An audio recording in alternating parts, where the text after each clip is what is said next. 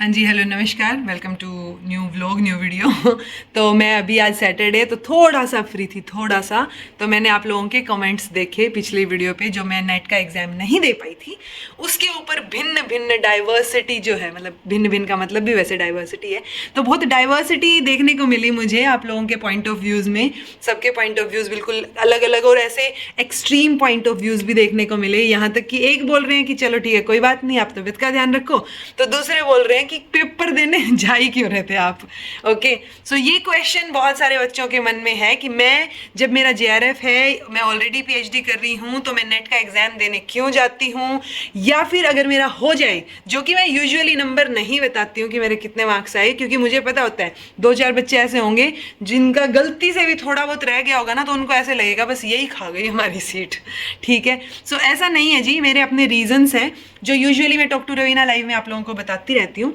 But जिन्होंने शायद vlog देखा होगा, या जो बहुत ज़्यादा वीडियो नहीं देखते और एक आधी वीडियो देख के फिर नेगेटिव कमेंट पे आ जाते हैं, सो मैंने सोचा उनको भी पता चल जाए कि मैं देती क्यों हूँ एग्जाम, या पर्पज़ क्या है मेरा एग्जाम देने का, जबकि मेरा ऑलरेडी नेट क्लियर है, जेआरएफ क्लियर है और मैं पीएचडी कर रही हूँ। तो देखो, पॉइंट ये होता है कि सबसे पहली बात, मैं अभी असिस्टेंट प्रोफेसर लगी नहीं हूँ कि मैं असिस्टेंट प्रोफेसर लग गई और फिर मैं जो है ऐसे ही एग्जाम दे के आ रही हूँ रैंडम। मैं हूँ तो स्टूडेंट ही ना अल्टीमेटली, तो अभी तक तो ऐसा भी नहीं है कि मैं बिल्कुल सिक्योर लाइफ में चली गई हूँ कि भाई फुल सिक्योरिटी है। हाँ ठीक है, मैं पीएचडी कर रही हूँ, वो एक काम है, वो भी पढ़ाई का ही काम है एक तरीके से, हाईएस्ट डिग्री भी अभी पूरी नहीं हुई है मेरी। ठीक है, सो आजकल क्या हो रहा है, असिस्टेंट प्रोफेसर के लिए भी हर जगह एग्जाम्स होते हैं, और वो एग्जाम में एंट्रेंस एग्जाम होगा, और वो सिलेबस क्या होगा, आपका नेट का सिलेबस होगा। सो ऑब्वियसली मुझे उस पॉइंट पे जाके, जहां भी जब भी वैकेंसीज निकलेंगी, पेपर तो देना पड़ेगा ना मुझे। वहां पे तो मैं एज ए स्टूडेंट ही फाइट करूंगी, यूट्यूब पे मैं एज ए टीचर हूँ, बाकी जगह तो स्टूडेंट की तरह ही मैं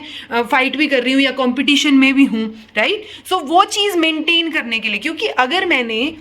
सिर्फ यूट्यूब पे पढ़ाते हुए एक सिक्योरिटी जोन फील करके कि मेरे को तो आता ही है, मैं तो टीचर हूँ, क्योंकि टीचर जब आप बन जाते हो ना और प्रॉपर टीचर जोन में चले जाते हो, तो आप जो है क्या करते हो, समझाने वाले एस्पेक्ट में ज़्यादा रहते हो और खुद पढ़ने वाले या खुद याद करने वाले एस्पेक्ट जो है वो आपके छूट जाते हैं। ठीक है, सो उससे क्या होगा, अगर मैंने नेट का पेपर देना छोड़ दिया, जो कि मैं ऐसे कुछ रिविजन करके भी नहीं जाती, जो मैं पढ़ाती हूँ या जो मैंने अब तक पढ़ाया हुआ है थोड़ा बहुत जो ध्यान रह जाए, उस बेसिस पे ही मैं क्वेश्चन पेपर सोल्व करके आती हूँ। ओके, तो इससे एक फायदा तो ये होता है कि मेरा जो है वो गैप नहीं आता, क्योंकि अगर मेरा गैप आ गया और मुझे कल को जब असिस्टेंट प्रोफेसर के एग्जाम में बैठना पड़ा, तो उस टाइम पे फिर जो है वो होता ना कि एस्केप जोन में चले जाना, बचाव वाले में, कि छोड़ो नहीं देते या छोड़ो ये नहीं करते, सो उस जोन में चले जाते हैं। सो वो एक मेजर रीजन है कि मैं अभी स्टूडेंट हूँ, मुझे असिस्टेंट प्रोफेसर अभी बनना है, ट्राई करना है उन चीज़ों के लिए। सो इसलिए मेरा एग्जाम देना ज़रूरी है मेरी पर्सनल ग्रोथ के लिए। ओके, दूसरी चीज़, दूसरा रीज़न जो मेजर रीज़न है मेरा पेपर देने का,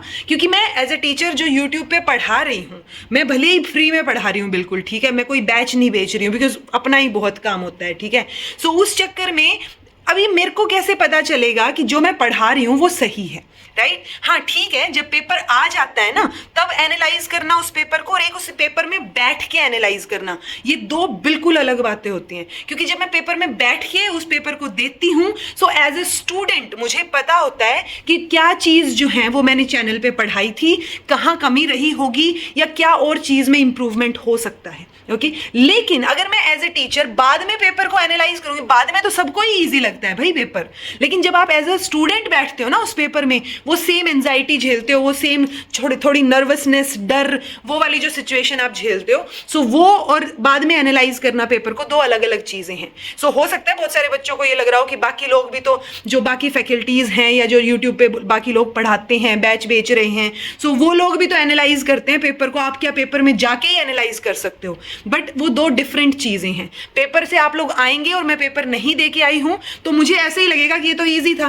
बट जब आप बीइंग अ स्टूडेंट बैठते हो ना उस पेपर में, तो आपको अलग से रियलाइज होता है कि यार ये वहां पे इसलिए गड़बड़ आ रही थी, या ये वहां पे इसलिए लेंदी लग रहा था, या किस वजह से, किस रीजन की वजह से बच्चों का गलत हुआ है, तब मैं और बेटर जेन्युइन फीडबैक आप लोगों को दे पाती हूँ। ठीक है, और तीसरी बात, बाकी लोग जो बैच बेचते हैं वो इसलिए एनालाइज कर पाते हैं बिकॉज उनके पास बच्चे भी तो होते हैं, वो फोन नंबर दे रखे होते हैं, वो फोन करके पूछते भी तो हैं कि, या बच्चे बताते भी तो हैं कि मैम सर ये वाला क्वेश्चन आए हुए थे, ये चीज़ हुई, वो सब चीज़ें। अब मेरा नंबर नहीं है आप लोगों के पास, मैं यूट्यूब पे पढ़ा रही हूँ, ठीक है, और ना ही इतना टाइम है कि मैं जो है फ्री में पढ़ाते हुए या बिना बैच बेचते हुए मैं नंबर बांट के रखूँ और फिर मैं फीडबैक लेती फिरूँ, क्योंकि है नहीं इतना टाइम जेन्युइनली, राइट। सो इस वजह से मुझे फीडबैक मेरे से ही मिल सकता है, अदरवाइज मैं भी जो है वापस से रोज लाइव लेके ये बता सकती हूँ ना कि आज का पेपर कैसा आया, कल का कैसा आया, राइट। तो मैं सिर्फ उसी पेपर के बारे में बात करती हूँ जो मैं दे के आई हूँ,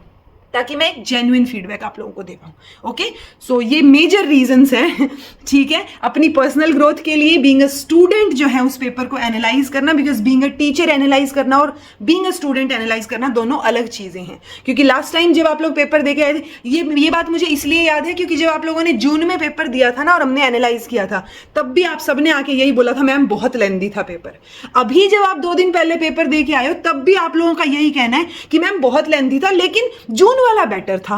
right. So being a student हमें हर बार लेंदी, हर बार ऐसे वाली चीजें लगती हैं। जब हमने स्पेशली जब हमारा पेपर थोड़ा बहुत क्वेश्चंस छूट गए हों, तब तो बहुत ही लेंदी लगता है वो, ठीक है। जिसका नहीं छूटा होगा उसका अलग पर्सपेक्टिव होगा, ठीक है जी। सो एक स्टूडेंट पर्सपेक्टिव, बिकॉज मैं लर्नर हूं अभी भी और हमेशा रहना है लाइफ टाइम। सो हो सकता है असिस्टेंट प्रोफेसर के बाद जो है मैं शायद ना भी दूं, या फिर हो, और वैसे भी मैं जेआरएफ का ऑप्शन तो वैसे भी अब क्लिक नहीं करती जब से मेरा जेआरएफ हुआ है, ताकि जो है जेआरएफ की सीट वेस्ट ना हो। मेजर तो जेआरएफ की सीट की चीज होती है ना, कि जेआरएफ में किसी का एडमिशन हो सकता था पीएचडी में और जो है उसका एडमिशन रुक गया मेरी वजह से। सो वो चीज़ है जी, और उसके अलावा कुछ नहीं है। एंड इसके बाद भी आप लोगों को जो सोचना है फिर तो आप डेफिनेटली सोच सकते हैं, इंडिविजुअल डिफरेंसेस एग्जिस्ट करते हैं, लेकिन ये मेजर रीजन है मेरी एग्जाम देने की। बिकॉज अगर मैं एग्जाम नहीं दूंगी तो वो जो एस्केप जोन है, और मैं तो सबको बोलती हूँ कि भले ही आपका नेट हो गया हो, आप हर बार फॉर्म भरिए। वो 3 घंटे बैठने की आदत जो है ना एग्जाम में, बिकॉज आप घर पे भी एग्जाम लगाने बैठोगे ना, तैयारी करोगे, 3 घंटे बैठा ही नहीं जाता, वो ऐसे एंजाइटी से ऐसे होने लग जाता है, बोर होने लग जाते हो आप, ठीक है। लेकिन एग्जाम में जब आपने फॉर्म भरा है, पैसे दिए हैं, वहां जाके बैठे हो, 3 घंटे से पहले वो आपको आने नहीं देंगे, सो आप वो 3 घंटे निकाल तो रहे ही हो ना कैसे भी करके। सो वो एक मेजर रीजन है कि वो 3 घंटे बैठने की आदत होनी चाहिए, स्पेसिफिकली तब तक होनी चाहिए मुझे वो आदत जब तक कि मैं जो है असिस्टेंट प्रोफेसर नहीं लग जाऊं। ओके, तो अब जिनको लग रहा है कि मैं सीट वेस्ट कर रही हूँ, तो वो या तो ये दुआ कर लो कि जल्दी से ये असिस्टेंट प्रोफेसर लगे और ये एग्जाम देना बंद कर दें, ठीक है। और बाकी तो ठीक है, आप लोगों के अपने पॉइंट ऑफ व्यूज हो सकते हैं, बट मुझे ये थोड़ा सा क्लैरिफाई करना था, बिकॉज जो बच्चे टॉक टू रवीना लाइव में कंटिन्यूटी में जुड़े रहते हैं उनको फिर भी पता है चीज़ें, उनको मैं बताती रहती हूँ, जो लंबे टाइम से जुड़े हुए होंगे इनकलकेट लर्निंग से, बट जो नए जुड़े हों या जिनको ना पता हो, so these are the main reasons जिस वजह से जो है वो मैं हर बार एग्जाम देने की कोशिश करती हूँ। इस बार मेरा छूट गया, बट कोई बात नहीं, ठीक है। जैसे आप लोगों का कहना कि किसी और को मिल जाएगी seat, it's okay, that doesn't matter. And this was all about today. यही मेरे पॉइंट ऑफ व्यू थे इस सारी टॉपिक के ऊपर, और आई होप आपको समझ आए होंगे, ठीक है। कुछ लोग अब इसको एक्सेप्ट करेंगे, कुछ हो सकता है उनके और काउंटर पॉइंट ऑफ व्यूज भी हो, तो वो आप कमेंट सेक्शन में बता सकते हैं। Comment section is all open to you, and thank you so much for watching, ठीक है। और अब आई गए हो, अगर इतना सुना है तो लाइक शेयर सब्सक्राइब आप डेफिनेटली कर सकते हो दोनों चैनल्स को।